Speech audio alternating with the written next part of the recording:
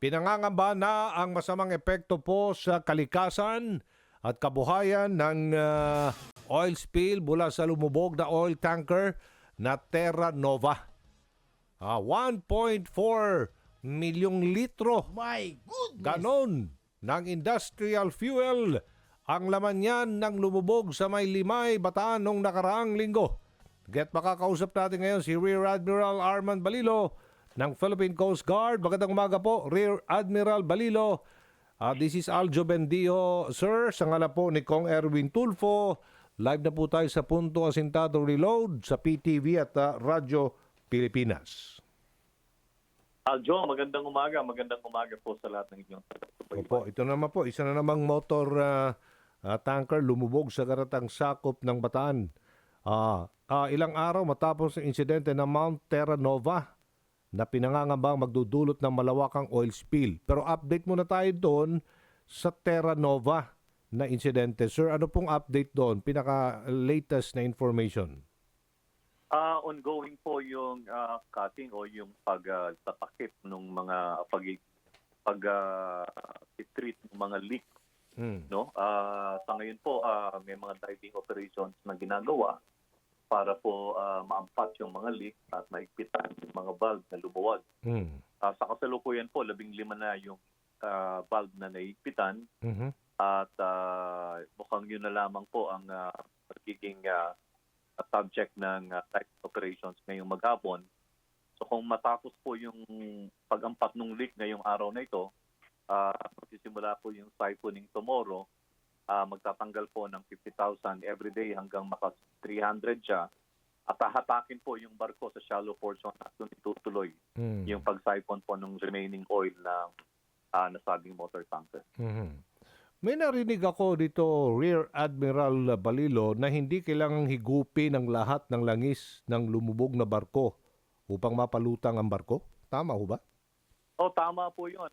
Kailangan lang ng 300,000 liters para po sa tansya po ng mga salvage operators. 300,000 liters lang po at pag umangat na yung barko, hahatakin na sa shallow portion at doon na po siya kukunin. Anong mga katubigang sakop na ng Manila Bay o umabot ang langis na nanggaling po sa MT Terra Nova na lumubog dyan si Limay, Bataan? Rear Admiral Ngayon po, Balilo. ang feedback sa amin, ito pong mga bayan sa Bulacan at meron din pong Bataan sa Cavite. Pinacheck po natin sa Batangas kung meron na. At of course, yun dun po sa Limay, Bataan. Oo. May report ang Greenpeace Philippines na may makapal na layer talaga ng langis. 4 na kilometro mula sa baybay ng Hagonoy. At meron din silang satellite photos ng Karagatan Patrol.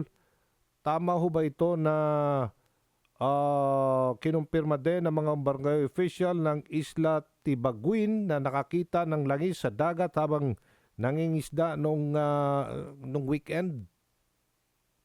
Opo, pinapuntahan na po natin sa barko kahapon pero kami po ay walang nakita. Opo. Pero nakipag-ugnayan po tayo sa Greenpeace para masamahan tayo doon sa lugar kung saan nila nakita at para naman po makaresponde tayo at magkaroon tayo ng oil spill containment operation. Opo. Sir, nakausap na ba may-ari ng lumubog na oil tanker? Ito ba'y sasagutin nila ang danyos sa insidente? Opo, sila po ay nakipag-usap sa atin at meron naman po silang insurance at yun po ang gagamitin nila para sagutin yung danyos dito sa insidente. Ito pong oil tanker naman na lumubog sa karagatang sakop naman ng Bataan, ano ba ito? MTKR Jason Bradley. Lumubog daw ito nung Sabado ng hapon sa bahagi naman ng Barangay Cabcaben sa Mariveles. Ano po ang latest information about this? Nakipag-usap na rin po yung kinatawan shipping company. At pinagsasubmit po namin sila kung anong plano nila dito, kung paano yung salvage plan nila, yung salvage operations na gagawin para dito. Meantime po, nagkaroon na po ng diving operations kahapon at tinignan yung mga leaks at yung mga leaks na kaya pong takpan Oh. at iampat ay ginawa po ng ating Special Operation Force kahapon. May nakita doon tumatagas na oil seen yan o manipis na langis mula sa barko. MKTR, tama ho ba? MKTR Jason Bradley? Opo, meron po. Kaya Uy. po naglagay tayo ng oil spill po. Okay. At may mga tauhan na rin po tayo doon na nagsasaboy ng dispersant. Wala namang karga yung lumubog na barko? Apparently, nung una, ang report ay 5,500 diesel. Pero meron po tayong natanggap na report at bine-verify natin na meron silang laman na 350,000 liters ng industrial fuel oil. Opo. So, inihanda naman ng shipping company ng barko ang mga kagamitan para sa salvage operation, sir, sa nainasa magtatagal ng ilang linggo daw. Ngayon pa lang ho nag-uusap yung salvage operator. Okay. Saka po yung station commander namin sa Bataan, wala po tayong info doon sa specific o yung detailed plan po nila. Oho. Okay. Ngayon naman ay pinag-aaralan nga ng BIFAR yung posibleng pagpapatupad ng fishing ban sa Bataan. Bunsod ng oil spill dahil sa lumubog na empty Terra Nova. Any information about this, Rear Admiral? Siguro po tama yon sapagkat may oil spill nga po at hindi po tama na mangisda sapagkat affected na po yung yamang dagat doon sa area. Opo. Sige. At sinusuri din ng ahensya yung mga isda talaga sa mga lugar na apektado ng oil spill upang matukoy kung kinakailangan talagang magdeklara ng fishing ban. Okay. Sige po. Maraming salamat sa inyo pong impormasyon, Rear Admiral Armand Balilo ng Philippine Coast Guard. Thank you so much, sir. Aljo, maraming salamat po sa pagkakataon.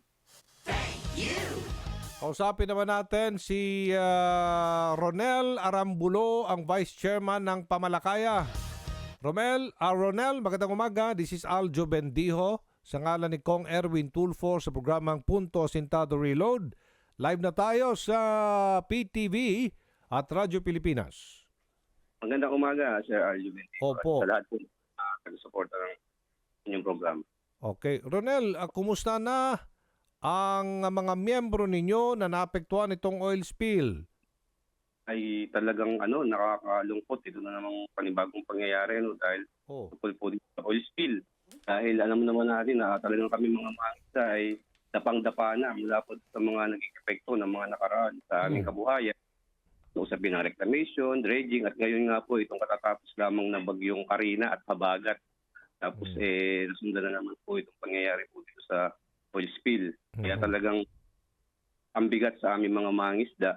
Kaya nga yung panawagan sana namin yan dapat ay pag-aaral na magkaroon ng aksyon yung ating pamahalaan para ito ay masolusyonan. Pero nakakalungkot nga po na malaki po yung naging saklaw ng pagkalat itong oil spill dito sa Manila Bay at ngayon nga po ay umabot na rin sa Hagonoy, Bulacan.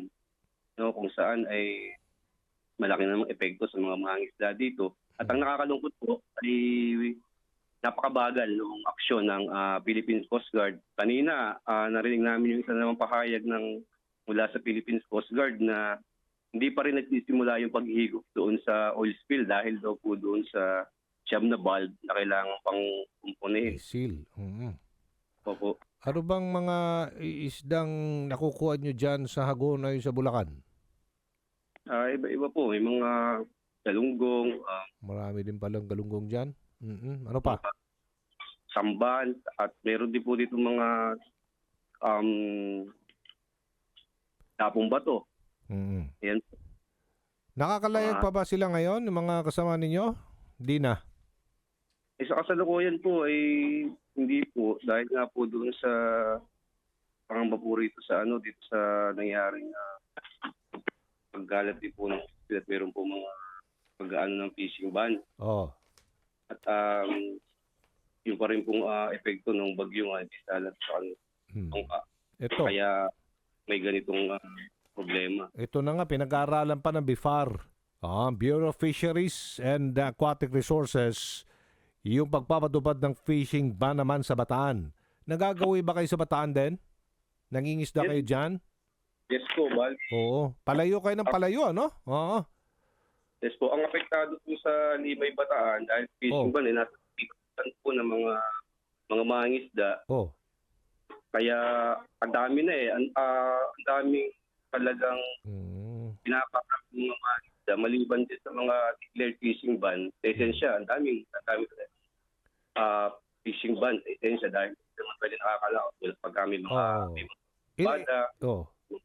Tapos na rin pa po itong mga pangyayari na napakabagal yung pagtugon ng Ilang mga mangingisda ngayon, bilang na mga mangingisda ang apektado ngayon dyan sa mga lugar na yan? Limay, Mariveles, Orion, Pilar, Samal, ang naapektuhan ng oil spill? Ay, tinataya po natin yan. Nasa 20,000 yung mga mangingisda dyan na apektuhan, no? Dahil dito po sa oil spill. Kaya nga ako yung panawagan natin sa mga nakaraan, dapat ay agad. Kasi meron din po diyang pinabahala namin, ito pong 7.5 hectares na fish sanctuary na matatagpuan po dito sa may baybayin ng Limay ay pwedeng maapektuhan po. Ay di ngayon, malamang ay po yan. Nakontamin. Sa Limay yan, Limay? Sa Limay po yan. Limay, Bataan. Po ng fish sanctuary yung apektado dyan. Kaya nga po.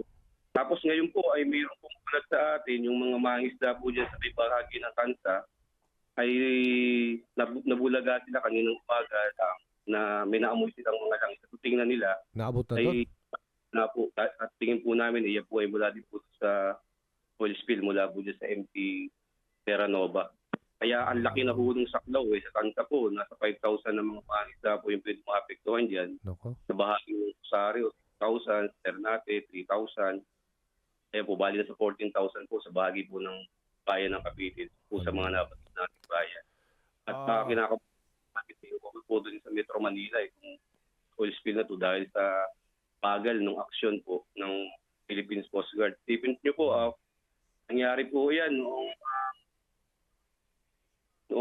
ano po ba nangyari? 25, July 25, after parinig namin, 4 na araw na po yung nakalipas. Bigla naming masinig sa kanila na hindi pa nag-iikot dahil nga po kailangan pang ayusin yung 9 valves. Samantalang ang Philippine Coast Guard po, meron po silang 30,000 katao at pwede naman po magsabay-sabay na gawin yung bagay.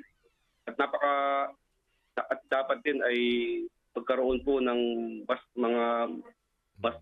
maayos sa kagimitan ang pamahalaan para kung sakali magkaroon ng mga problema, imbis sa tutugunan. Hanggang ngayon, yung Salvor ay kailangan pa nating hingin ng tulong sa labas na dapat meron na tayo dito para pila karagdagan na maka-agapay agad sakaling mga problema. Okay, sige po. Alright, iparating natin yan sa mga kinakulang ahensya ng pamalaan.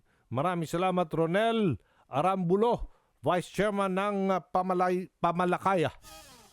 Magandang umaga.